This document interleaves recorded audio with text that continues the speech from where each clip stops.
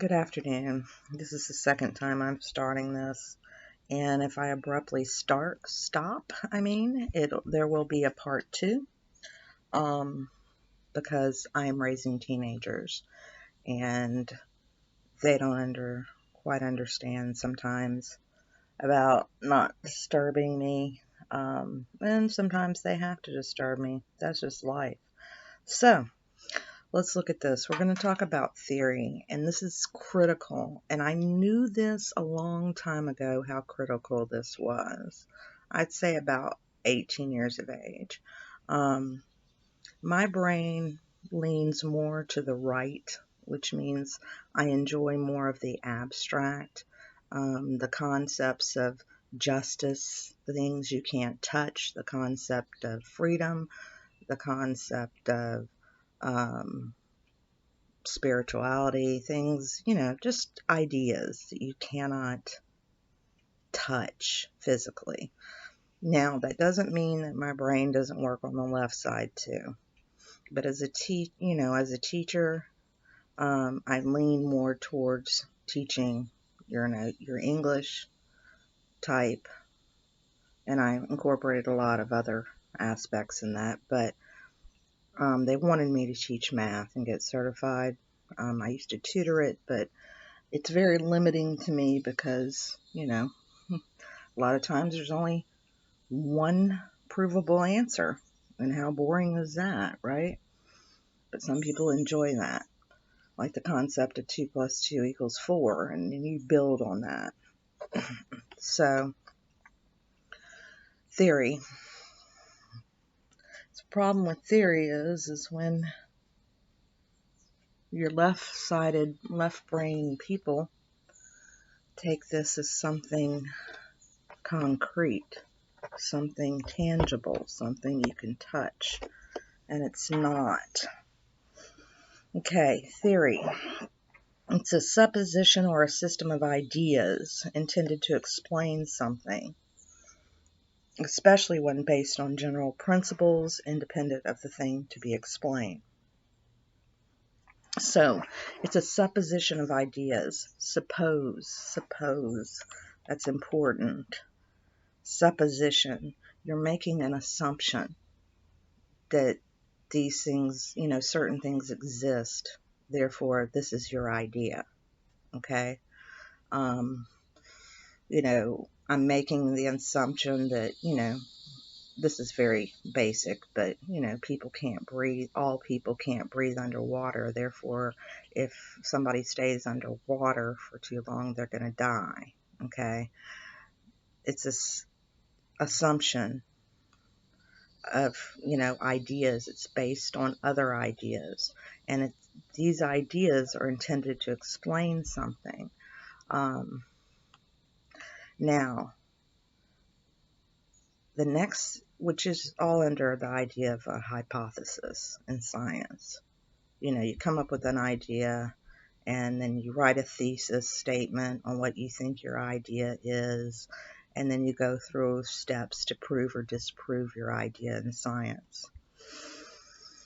Now, what happens when that theory is not provable, but yet others take it as fact, as if it's definite? Then you have here a set of principles on which the practice of an activity is based. Meaning, if I assume that,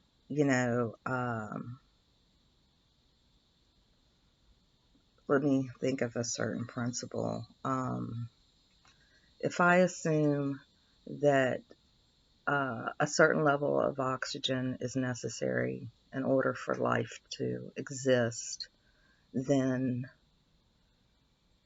I'm going to base all of my ideas on that theory, which is probably wrong because oxygen is not necessarily needed at a certain level, at a definite level for all biological organisms. But okay. But if I take that idea and I think of that as concrete, and then I base all my other ideas off of that, well, then everything's wrong, possibly. Everything's wrong. So if you have a bad idea and everybody else makes the assumption that that bad idea is correct, and then they base their ideas off of your bad idea, we just get a whole bunch of mess and bad ideas. Okay? Theories. People mistake theories for facts. And unfortunately, it's a good guidance as to maybe where to head in your ideas, possibly. But to use those ideas and say it as if it's fact can be dangerous, can be extremely dangerous, and it's very limiting. How are we supposed to discover new things if we keep basing our experimentations and on an idea that's possibly wrong, that can't be proven? So let me take you into one of those theories, the germ theory of disease. And it's relevant today because obviously of where we are at. And the germ theory of disease is the currently accepted scientific theory for many diseases. It's accepted, and it's a theory. It's not a fact. And it's the accepted theory. It's very important. It's an accepted idea. It's not an accepted fact. It states that the microorganisms known as pathogens or germs can lead to disease. It's what we've been taught since the very beginning,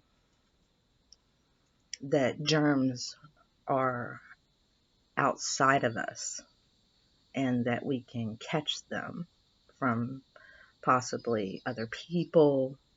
Sometimes they even state animals and surfaces and etc.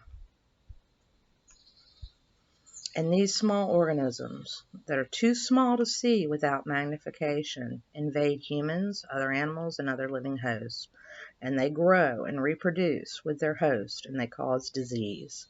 The germ may refer to not just a bacterium, but to any type of microorganism or even non-living pathogens that cause disease, such as protists, fungi, viruses, prions, or viroids. So there's your viruses right here. These are non-living organisms. The idea is that we can spread living organisms that cause disease, which would be bacteria, which is we commonly know as bacteria, and then we can spread other things that are non-living, such as viruses. Even when a pathogen is the principal cause of a disease, environmental and hereditary factors often influence the severity of the disease.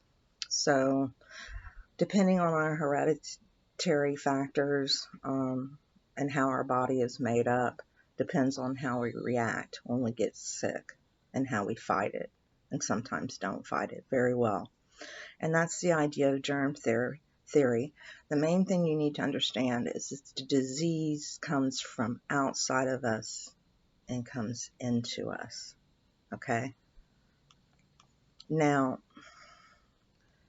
that all comes from actually Louis Pasteur right here is what we base this on. But one guy we don't know about is Antoine Béchamp. We don't learn about these people unless, I don't know, I never got into classes of, like microbiology and stuff. But generally, you don't hear about him. But Pasteur, oh, I've heard about him over and over and over again. He's one of the great rock stars in medicine and biology. And of the two, I hope I'm saying it right, Béchamp or Pasteur, he's the one you've most likely heard of. Yeah. He's the one who has the recognizable name. And he's the centerpiece of the germ theory of disease. They lived during the same time. Here's a photo of them. and there was a rivalry between them. I'm kind of summarizing. Pasteur was your more political, this one right here. He knew how to, right here it says, making friends in high circles and was popular with the royal family. He was an A-lister, and Béchamp was a worker. Pasteur argued for what we now call the germ theory of disease, which his work sought to confirm pleomorphism, which we never hear about. Okay, the idea that all life is based on the forms that a certain class of organisms take during the various stages of their life cycle. And it says here these differences are fundamental. And he talked about microzymas within our system that we carry with us. And these microzymas will change and morph within us into viruses and bacteria. These microorganisms feed upon the poisonous material which they find in the sick organism and prepare it for excretion to get rid of it.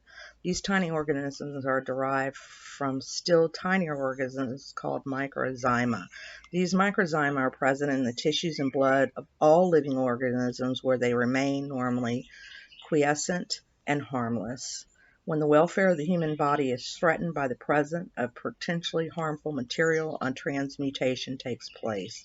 The microzyma changes into a bacterium or virus, which immediately goes to work to rid the body of its harmful material. When the bacteria or viruses have completed their task of consuming the harmful material, they revert back to the microzyma stage. Basically, his idea is that viruses and bacteria produce within us based on what our effects of our environment. They are within us. It's hard for me to even explain this, but they're inside of us and they're activated inside of us. We don't catch them from somebody else. We don't touch something, touch our nose, and they come inside of us. They're activated, and we're not sure exactly how they're activated, but something else, not the virus, not a bacteria entering your body from the outside, but something else enters your body from the outside, influences, or you're not eating well enough, you have a deficiency in something, and so your body gets sick and your body acts from the inside and causes the sickness. That is the other principle. Okay. Well, we have based it on the idea that germs are exoternal. They're outside of us, external. So I want to read up in here. He had many other discoveries.